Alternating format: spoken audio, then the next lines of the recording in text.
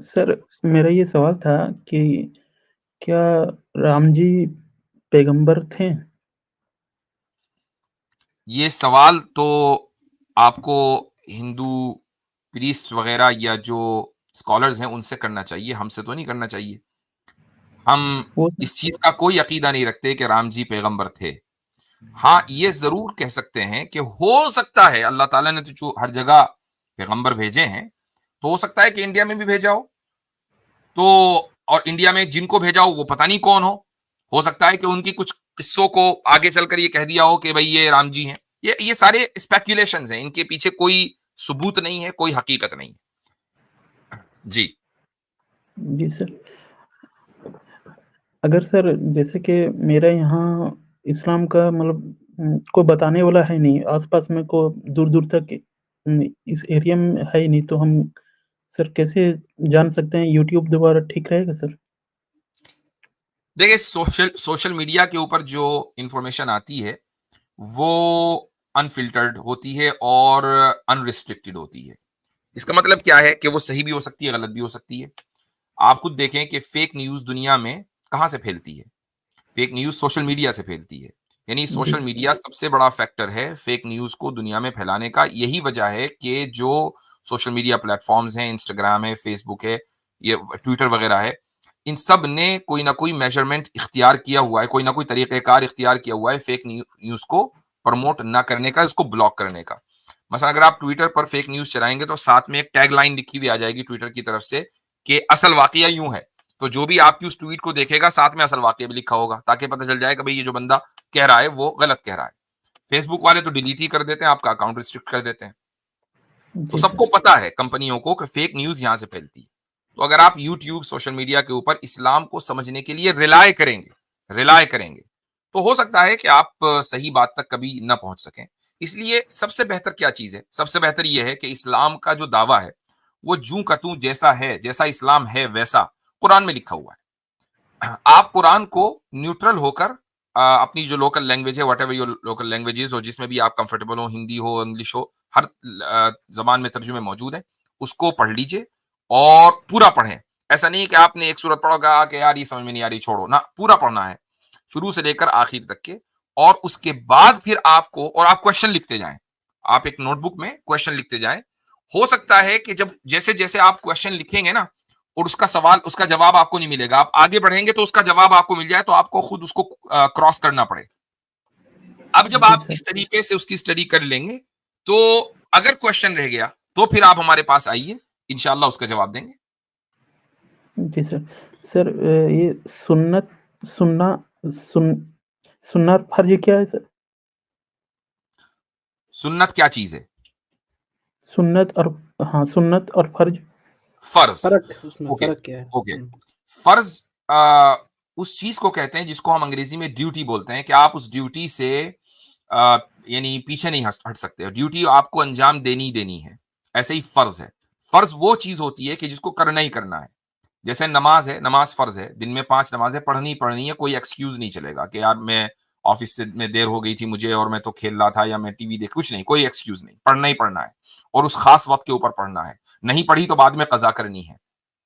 कजा का मतलब ये है कि उसको अगर वक्त निकल गया तो फिर भी आपको पढ़ना है, वो हटेगी नहीं। अच्छा, रोजा है, रमजान के रोजे हैं तो रोजा फर्ज रखना ही रखना है।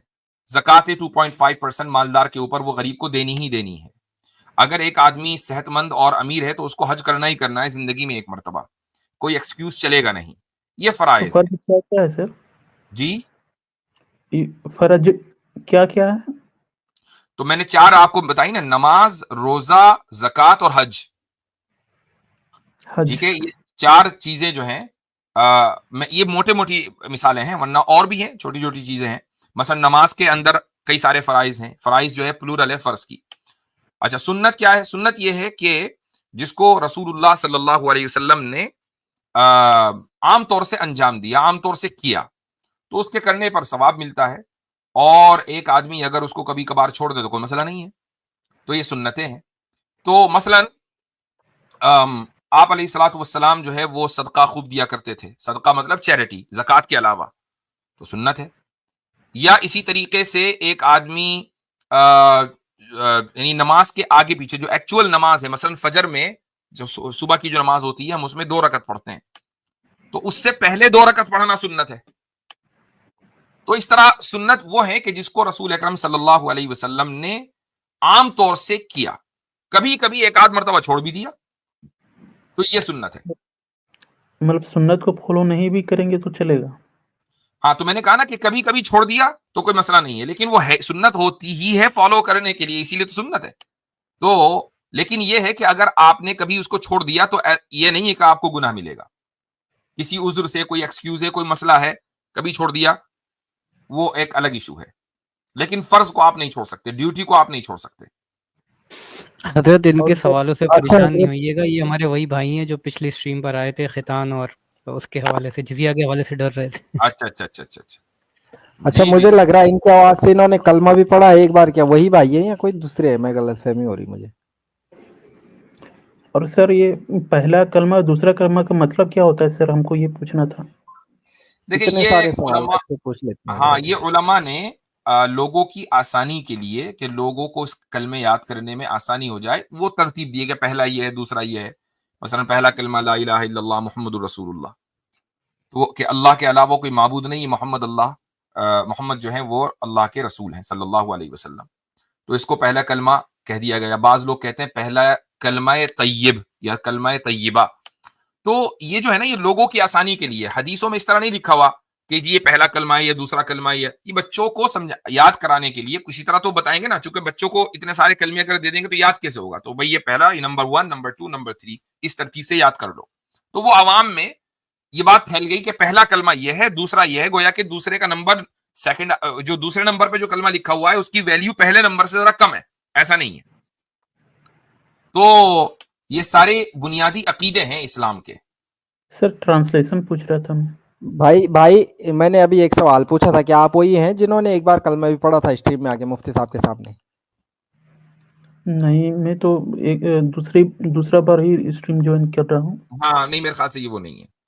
तो अब जैसे ही है, अशहदु अल्ला इलाहा इल्लल्लाह व अशहदु अन्ना मुहम्मदन अब्दुहु व रसूलुहु, कि मैं गवाही देता हूं, मैं तर्जुमा कर रहा हूं, मैं गवाही देता हूं कि अल्लाह के अलावा कोई इबादत के लायक नहीं है, वर्दी ऑफ वर्शिप वही है, और मैं गवाही देता हूं कि मोहम्मद सल्लल्लाहु अलैहि वसल्लम अल्लाह के बंदे और उसके रसूल हैं।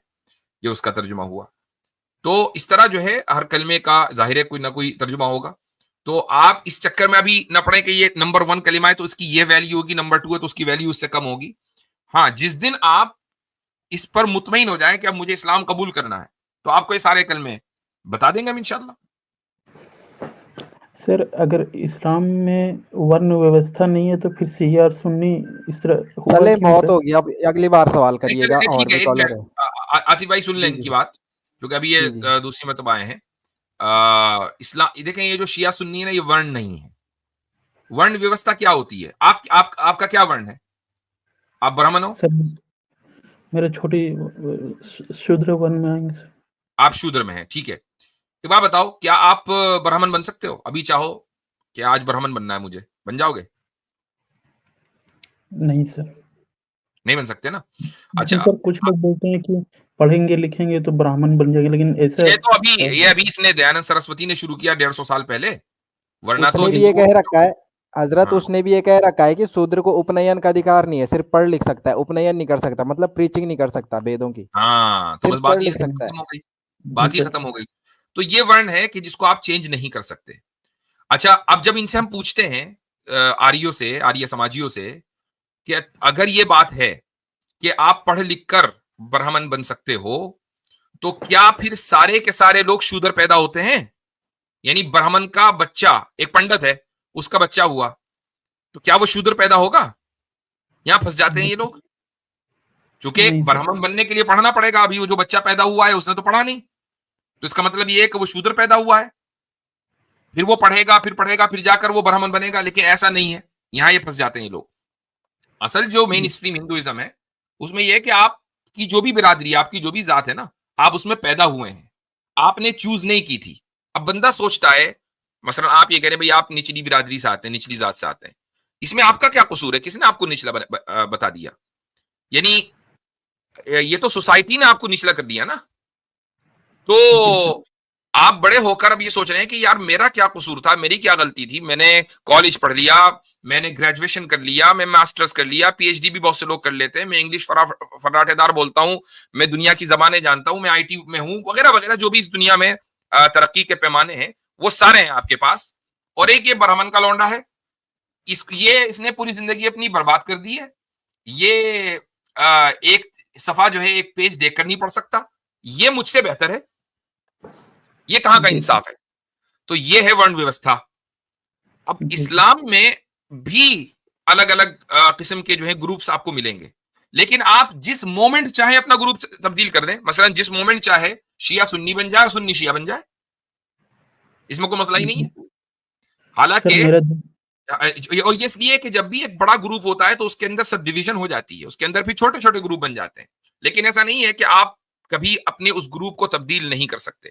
जो चीज आपको सही लग रही है, मास्टर बहुत से शिया सुन्नी बनते हैं, उनको जो सुन्नी जो थियोलॉजी है वो ज्यादा सही लगती है तो वो सुन्नी बन जाते हैं। जी सर। सर आतिफ भाई से मैं ये कहूँगा कि 2 सवाल और है, प्लीज़ हमको पूछने दीजिएगा, क्या है कि कोई बताने वाले में से नहीं है यहाँ। ठीक है। सर जी, जैसे कि पूछिए। मैं इस्लाम का बोलता हूँ, तो उससे पहले मैं राम जी का बहुत बड़ा भक्त था। तो क्या सर इससे गुनाह नहीं, ये तो गुनाह हो गया ना मेरा? अगर आपने इस्लाम कबूल किया और इस्लाम कबूल करने से पहले आप किसी और के भक्त थे, तो इससे कोई फर्क नहीं पड़ता। जब एक आदमी इस्लाम कबूल करता है तो उसकी जिंदगी का नया चैप्टर खुलता है, और पुराने चैप्टर में जो कुछ लिखा हुआ है उसको कंसीडर नहीं किया जाता, उसको इरेज कर दिया जाता है। कि आपने माजी में जो कुछ किया, पास्ट में जो कुछ गलतियां की हैं, बस वो पास्ट का किस्सा खत्म हुआ। अब आप मुसलमान हो चुके हैं, आज से आपकी नई कहानी शुरू है। अब आपको एक अच्छा पक्का सच्चा मुसलमान बनकर दिखाना है, वो मुसलमान के जो अपनी मर्जी को खुदा की मर्जी के ताबे कर दे। अच्छा। सर एक आखिरी सवाल मैं ये पूछना चाहता हूँ कि जैसे कि आस-पास के मेरे दोस्त ये सब मेरा मतलब लाइफ़ का डर है, तो सर क्या मैं छुप के इस्लाम फ़ॉलो कर सकता हूँ? बिल्कुल कर सकते हैं। इनफैक्ट दुनिया में अक्सर लोग जो नॉन मुस्लिम कंट्रीज में रहते हैं, और इंडिया में माशाल्लाह एक बहुत बड़ी तादाद ऐसी है कि जो इस्लाम कबूल कर रही है हिंदुओं में, वो सामने नहीं आते, चूंकि इस वक्त पॉलिटिकल माहौल जरा दूसरा है। बहुत बड़ी तादाद है, यानी वो हजारों लाखों में है। तो इतनी बड़ी तादाद माशाल्लाह इस्लाम कबूल कर रही है। और लेकिन अपने फैमिली प्रेशर या महल्ले वालों के प्रेशर की वजह से या पॉलिटिकल प्रेशर की वजह से वो सामने नहीं आना चाहते हैं, तो वो छुपकर इस्लाम फॉलो करते हैं। करें, कोई मसला नहीं है, तो आपकी मर्जी जी है। सर। जी सर, थैंक यू। चलें जी, ठीक है, ओके।